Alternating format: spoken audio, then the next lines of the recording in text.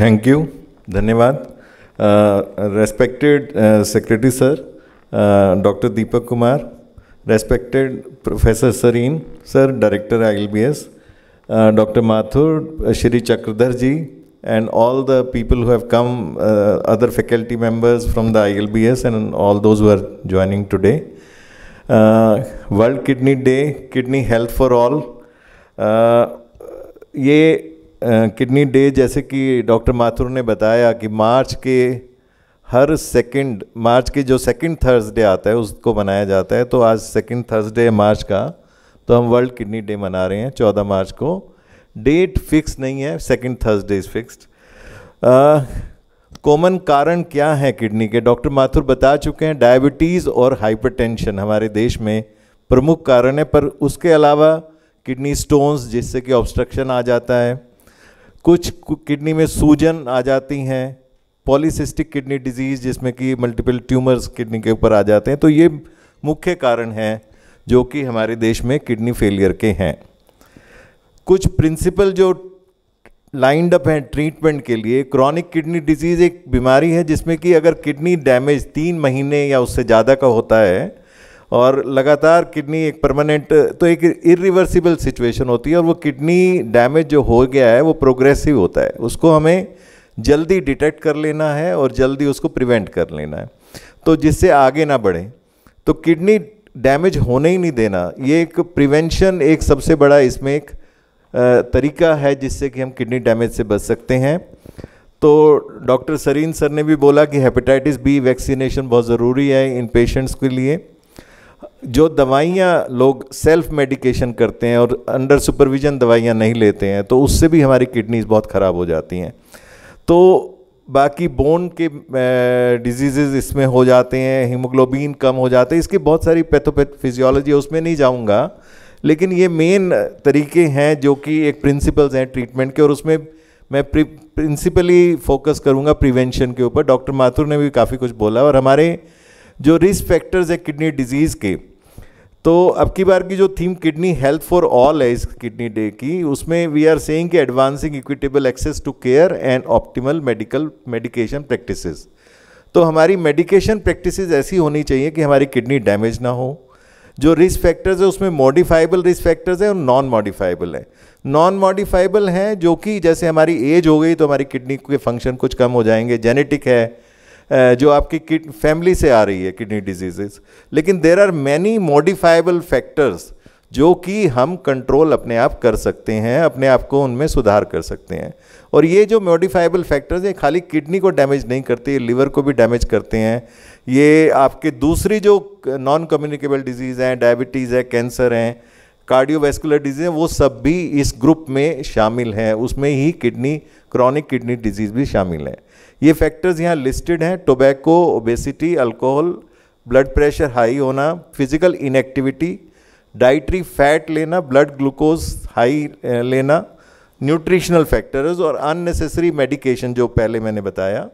Obesity world wide problem है। हमारा जो BMI है, जो healthy BMI, it should be less than 25 से 30 के बीच में ओवरवेट बोलते हैं, और more than 30 we call it obesity. World over ये ओबेसिटी का जो फिगर है 1975 के मुकाबले में 2016 में जो एस्टिमेट किया गया 3 गुना हो गया है। तो और लगभग 1.9 बिलियन पीपल ओवरवेट हैं और उसमें से 650 मिलियन ये वर्ल्ड वाइड की कैटेगरी में आते हैं। फिजिकल एक्टिविटी एक बहुत अच्छा तरीका है हमें ओबेसिटी को कंट्रोल करने का।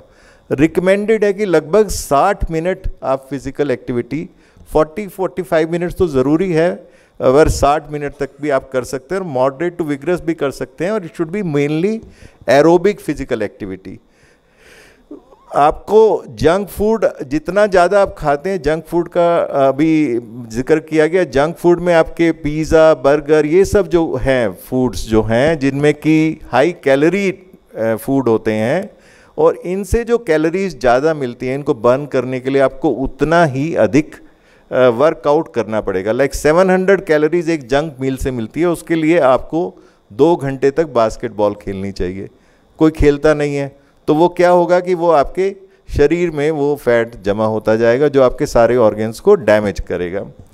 हेल्दी ईटिंग पे ध्यान देना है हमें। हेल्दी ईटिंग में क्या है कि वैरायटी ऑफ टेस्ट की चीज़ें खानी है, और जो नेचुरल कलर्स हैं फूड के, नेचुरल जो आपके जो फूड आइटम्स आप लेते हैं उनमें कलर्स जितने ज़्यादा होंगे, जितने कलरफुल आप फूड आइटम्स खाएंगे, not artificial colour, natural colours. Eat right quantity, processed और प्रिजर्व्ड फूड को नहीं खाना है, साल्ट और शुगर को आपको कंट्रोल करके खाना है, फैट जो है आपकी पूरी कैलोरीज में से 15 to 20% से ज़्यादा नहीं होना चाहिए, सैचुरेटेड फैट नहीं होना चाहिए, जैसे वनस्पति, डालडा, जो ये वाले घी हैं ये नहीं होने चाहिए, प्लस आपके पॉली अनसैचुरेटेड जो ऑयल्स, जो रिफाइंड ऑयल्स हैं, दे कैन यूज़, बट वो भी आपको वैरायटी यूज़ करनी है, you have to rotate your oils. इसके अलावा फ्रूट्स एंड वेजिटेबल्स पे अभी बहुत स्ट्रेस किया गया, तो 5 to 6 servings fruits and vegetable की डेली लेना चाहिए। अब हम आते हैं, ये प्रिवेंशन के लिए इन बातों पे आप ध्यान देंगे तो आप किडनी डिजीज़ से बच पाएंगे। किडनी फेलियर के लिए जो एंड स्टेज रीनल डिजीज़ जिसको बोलते हैं, जो स्टेज 4 and 5 में आ जाती हैं किडनी की, तो वो सिर्फ मैनिफेस्ट होती है। जो डॉक्टर माथुर ने भी कहा कि मेजॉरिटी आप नहीं डिटेक्ट कर पाते, ये टिप ऑफ द आइसबर्ग है, क्योंकि क्रॉनिक किडनी डिजीज़ जितना नीचे है वो बाहर दिखाई नहीं देता जब तक आप टेस्ट नहीं करेंगे। तो स्क्रीनिंग वगैरह तो कराना बहुत ज़रूरी है, regular health checkup. And stage जो रीनल डिजीज़ है उसके 2 ही इलाज हैं, या तो डायलिसिस होगा या किडनी ट्रांसप्लांट होगा। और अगर उसमें डायलिसिस 2 तरह की है, हीमोडायलिसिस जो कि मशीन से होती है, और पेरिटोनियल डायलिसिस जो आपके बॉडी में खुद मरीज़ करता है, बॉडी पेरिटोनियल के अंदर खुद उसको करके करता है।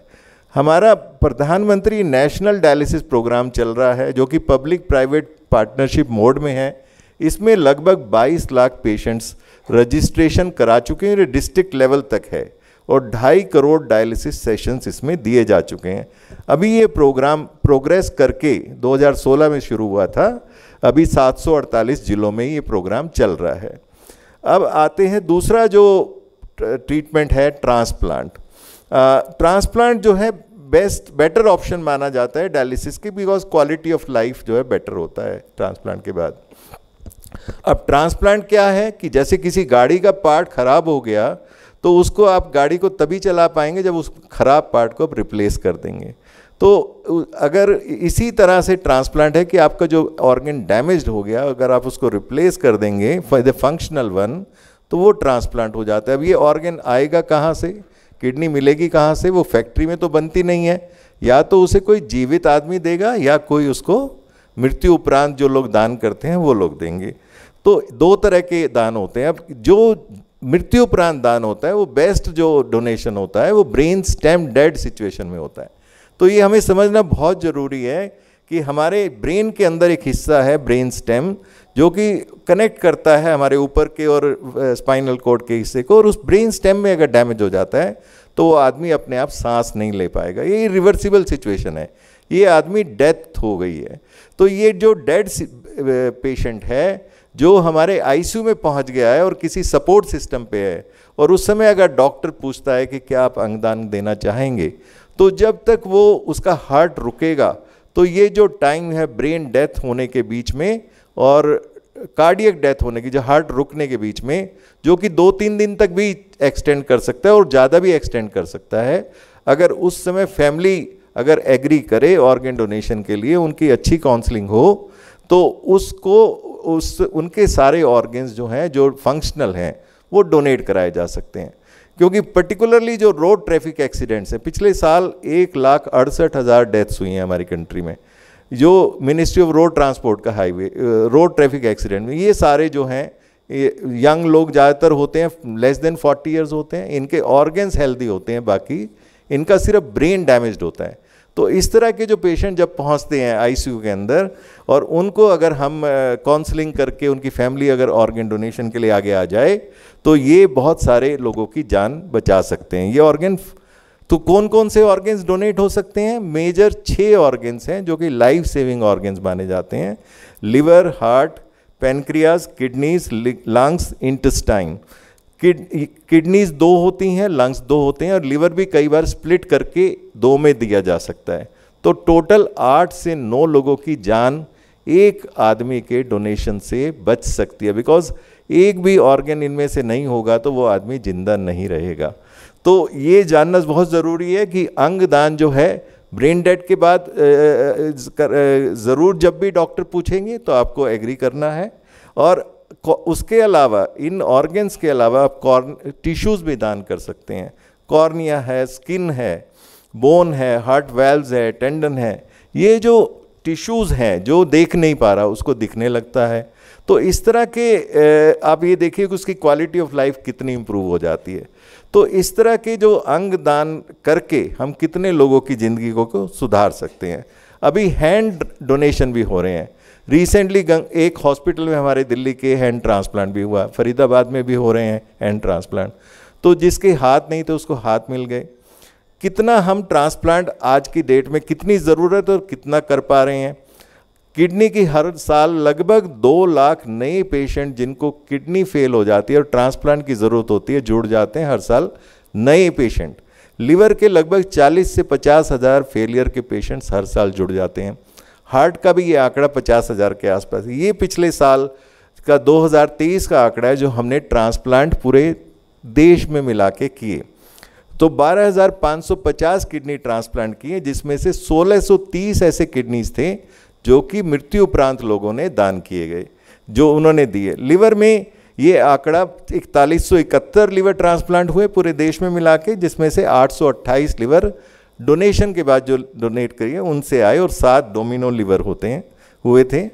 तो इस तरह से टोटल 17,168 ऑर्गन ट्रांसप्लांट पूरे देश में लिविंग प्लस डिसीज्ड, जो जिंदा आदमियों से दान हुए या डिसीज थे। ओवर द ईयर्स हमारे नंबर ऑफ डोनर्स बढ़ रहे हैं, नो डाउट। जो डोनेशन नंबर है पिछले साल हम लोग 1,000 का आंकड़ा भी क्रॉस कर गए हैं नंबर ऑफ डोनर्स, लेकिन पूरे देश में एक 1.4 बिलियन का देश है, कुल 1,037 ही लोगों ने अंग दान किए हैं और उनसे हमें 2905 ऑर्गन ट्रांसप्लांट कर पाए हैं पूरे देश में मिला करके। तो बहुत अच्छा सिचुएशन नहीं है, ऑर्गन डोनेशन को बढ़ाने की बहुत ज़रूरत है।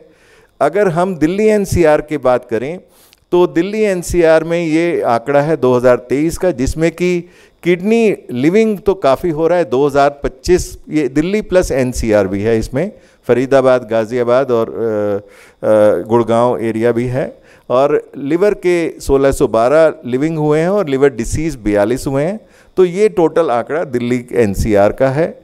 दिल्ली एनसीआर में अगर टोटल डोनर्स की बात करें तो 3682 डोनर हुए हैं, सिर्फ 45 ही उनमें से डेथ के बाद डोनेशन हुए हैं। पूरे दिल्ली एनसीआर रीजन में ओनली 45 डोनेशंस आफ्टर डेथ। अगर उसको नंबर्स में देखें कि कितने परसेंटेज डिसीज डोनेशन हुआ है, तो पूरे जो ट्रांसप्लांट हुए हैं दिल्ली एनसीआर में number is quite high, 3784 transplants हमारे दिल्ली एनसीआर में हुए, पर 96% इसमें से लिविंग डोनर से ट्रांसप्लांट हो रहे हैं। सिर्फ 4% ही दिल्ली एनसीआर में जो डेथ के बाद डोनेट हुए हैं उनसे हुए हैं। अगर हम सेंटर्स की बात करें तो दिल्ली एनसीआर में 51 सेंटर्स हैं जो लाइसेंस्ड हैं, उसमें से सिर्फ 7 ही गवर्नमेंट में हैं। उसमें से एक ईएसआई हॉस्पिटल फरीदाबाद में, बाकी 6 दिल्ली के अंदर हैं और बाकी 44 सेंटर्स प्राइवेट में हैं। तो 7 में आईएलबीएस भी है प्लस आर्मी हॉस्पिटल आरएनआर भी है। तो आप देख लें कि बहुत ही कम हमारे सरकारी अस्पताल ऑर्गन डोनेशन और ट्रांसप्लांट में आगे नहीं आ रहे हैं। तो ये एक चिंता का विषय है। जब ऑर्गन डोनेशन होता है तो हमें वो एक समय सीमा के अंदर उसको ऑर्गन को ट्रांसप्लांट कर देना होता है कि लगभग ये नहीं, ऑर्गन स्टोर नहीं होता, वो एक समय सीमा में ये समय है। और किडनी आप देखें थोड़ा ज़्यादा सर्वाइव करती है, लेकिन इसके लिए ग्रीन कॉरिडोर्स वगैरह बनाने की ज़रूरत पड़ती है कि जहाँ डोनेशन हो रहा है वहाँ से जहाँ ट्रांसप्लांट हो रहा है वहाँ तक पहुँचाने के लिए हमें पूरा क्लीन रास्ता देना पड़ता है, जो कि एक ज़रूरत है। हम एक राष्ट्रीय अंग प्रत्यारोपण कार्यक्रम भी चला रहे हैं, उसमें हम पोस्ट ट्रांसप्लांट इम्यूनोसप्रेसेंट जो बीपीएल पेशेंट्स हैं उनको 10,000 रुपये महीने का एक सपोर्ट, फाइनेंशियल सपोर्ट देते हैं। एक सम्मानजनक अंतिम संस्कार जो लोग ऑर्गन डोनेट करते हैं उसके लिए भी 10,000 रुपये प्रति अंगदाता को दिया जाता है। कुछ और भी ग्रांट से, मैं सारी में नहीं जाऊंगा, लेकिन राष्ट्रीय आरोग्य निधि एक स्कीम है जिसमें कि आप बीपीएल पेशेंट के लिए 15 लाख रुपए तक अगर वो ट्रांसप्लांट के लिए उनको चाहिए तो वो भारत सरकार की स्कीम है, उसमें वो मिल जाता है सीजीएचएस रेट पर। प्रधानमंत्री जन आरोग्य योजना जो आयुष्मान भारत है उसमें भी किडनी ट्रांसप्लांट अभी कवर्ड है और किडनी ट्रांसप्लांट उसके तहत कराया जा सकता है। अभी जो recent policy change government of India level पे ये हुआ है कि आप कहीं भी देश में जाके अंगदाता से अंग प्राप्ति के लिए रजिस्ट्रेशन करा सकते हैं, कोई भी मरीज़ जिसको चाहिए, और उसके लिए कोई रजिस्ट्रेशन फीस नहीं होगी और कोई डोमिसाइल की रिक्वायरमेंट नहीं होगी। 42 दिन की छुट्टी का भी प्रावधान किया गया है, स्पेशल कैजुअल लीव, जो जीवित अंगदाता जो गवर्नमेंट सर्विस में, सेंट्रल गवर्नमेंट की तरफ से ये हुआ है, अभी स्टेट गवर्नमेंट की तरफ से नहीं है, सेंट्रल गवर्नमेंट जो एम्प्लॉयज़ हैं उनके लिए 42 डेज स्पेशल कैजुअल लीव का प्रावधान किया गया है। प्रधानमंत्री जी ने हमारे कई बार अपने मन की बात में बोला है कि एक अंगदाता 8 जिंदगियां तक बचा सकता है, तो सभी को इस मुहिम से जुड़ना चाहिए। और जो भी भ्रांतियां हैं कि मेरे को अंग दान करूंगा तो मेरे को ऑर्गन नहीं मिलेगा अगले जन्म में, या मेरा धर्म अलाउ नहीं करता, कोई भी धर्म मानवता के कार्य में बाधा नहीं बनता है, तो मैं बीमार पड़ जाऊंगा, ऐसा कुछ नहीं होता अंगदान से। तो जीवित अंगदान के प्रति भी ये कुछ लोगों में भ्रांतियां रहती हैं, तो आराम से एक किडनी जीवित अंगदाता भी दान कर सकता है। और हमें ये समझना होगा जो मृत्यु है अवश्यंभावी है, death is an inevitable truth. कोई भी आदमी यहाँ पे हमेशा के लिए नहीं रहने वाला, पर क्या मृत्यु के बाद जीवन संभव है? क्या हम लोग नोटों की तरफ से बोलते हैं हाँ बिल्कुल संभव है। क्यों हम अपने अंगों को दबाएं या जलाएं? अगर हमारे पास ऑप्शन है उन्हें डोनेट करने का, तो हम क्यों ना उसको डोनेट करके दूसरों की ज़िंदगियां बचाएं? हमें क्यों अपने अंगों को हम स्वर्ग में नहीं ले जा सकते, वो यहीं छोड़ के जाने हैं, तो उसको अगर हम दान कर देंगे तो वो हम दूसरों की ज़िंदगियां बचा पाएंगे।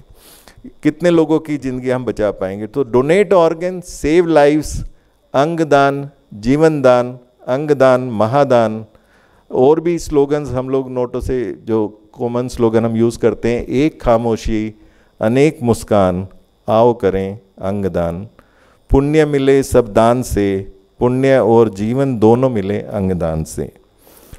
तो ये अब जो लोग अंगदान के प्रति अपनी जो, अब जब हम अभी होश में हैं, अब हम अपना क्यों ना हम अपनी इच्छा को रजिस्टर करवा लें। तो हमारी एक प्लेज रजिस्ट्री 17 सितंबर से शुरू की गई है, जो कि आधार लिंक्ड है, जो आप इस QR कोड को स्कैन करके भी एक्सेस कर सकते हैं। तो वो QR जो प्लेज आप अगर आज की तारीख में आप उसको प्लेज कर लेंगे, अपनी जो इच्छा है उसको रजिस्टर करा लेंगे, तो जब आप कहीं ICU में पड़े होंगे, क्योंकि उस समय आप हालत में नहीं होंगे, कोई और डिसीजन लेगा, तो आप अभी अपनी इच्छा को अगर रजिस्टर करवा लेंगे कि मैं अंगदान के लिए प्लेज करता हूँ, तो आपको एक ई डोनर कार्ड और ये आधार लिंक्ड रजिस्ट्री आपकी एक बन जा रही है। तो लगभग 1,46,000 से ज़्यादा लोगों ने अभी तक 17 सितंबर से आधार लिंक्ड रजिस्ट्री में प्लेज कराया है, ऑनलाइन रजिस्ट्री है। तो उसके लिए मेरी गुजारिश रहेगी कि हमारा एक बाहर काउंटर भी लगा हुआ है नोटों की तरफ से, जो लोग प्लेज करना चाहते हैं वो प्लेज ज़रूर करें, अंगदान के प्रति अपनी जो इच्छा है उसको जाहिर करें और वहाँ पे अपना रजिस्ट्रेशन करवाएं। सो धन्यवाद, बहुत बहुत धन्यवाद, थैंक यू।